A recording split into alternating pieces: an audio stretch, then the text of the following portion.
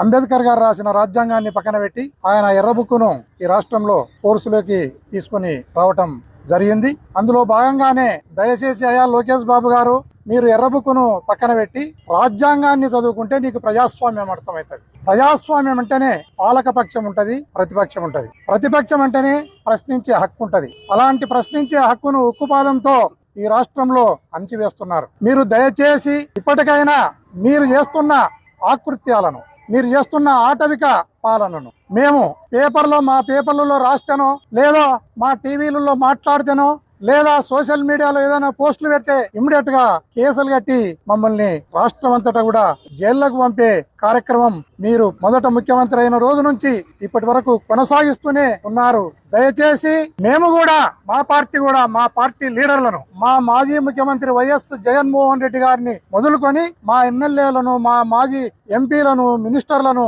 తర్వాత మా లీడర్లను అందరినీ కూడా విపరీతమైన అనాగరికమైన భాషలో మీరు కూడా తిడతా ఉన్నారు. నేను మా వైఎస్ఆర్ కాంగ్రెస్ పార్టీ శ్రేణులు కూడా ఎక్కడికెక్కడ రాష్ట్రం అంతటా కూడా ఇలాంటి కేసులనే, ఇప్పుడు నా మీద ఏ కేసునైతే పెట్టారో అలాగే మేము కూడా ప్రతి పోలీస్ స్టేషన్లలో కంప్లైంట్లను ఇవ్వబోతున్నాం. దానిలను కూడా కేసులు రిజిస్టర్ చేయవలసిందిగా డీజీపీ గారు పోలీస్ వ్యవస్థను కూడా ఆదేశించాలని ఈ సందర్భంగా కోరుకుంటున్నాను. ప్రశ్నించే గొంతును ఒకటారనో అంచివేస్తే మిమ్మల్ని ప్రశ్నించే గుణము ఈ రాష్ట్రంలో ఎక్కడ కూడా ఆగిపోదనేది మీరు గుర్తుపెట్టుకోవాలని ఈ సందర్భంగా తెలియజేస్తున్నాను. ఇప్పటికైనా సద్విమర్శను, సహేతుకమైన విమర్శను మీరు స్వీకరించాలి, లేదా దానికి రీజాండర్ ఇవ్వాలి, లేదా డిఫమేషన్ చేసుకోవాలి. అంతేగాని కేసులను రిజిస్టర్ చేయించే సాంప్రదాయానికి ఇప్పటికైనా మీరు ఫుల్ స్టాప్ పెట్టి సక్రమమైన మార్గంలో ముందుకు వెళ్లాలని ఈ ప్రభుత్వాన్ని నేను కోరుకుంటున్నాను. మాట్లాడినాను అన్న దానిపైన కేసును రిజిస్టర్ చేసినారు. ఆ కేసులోనే ఈ రోజు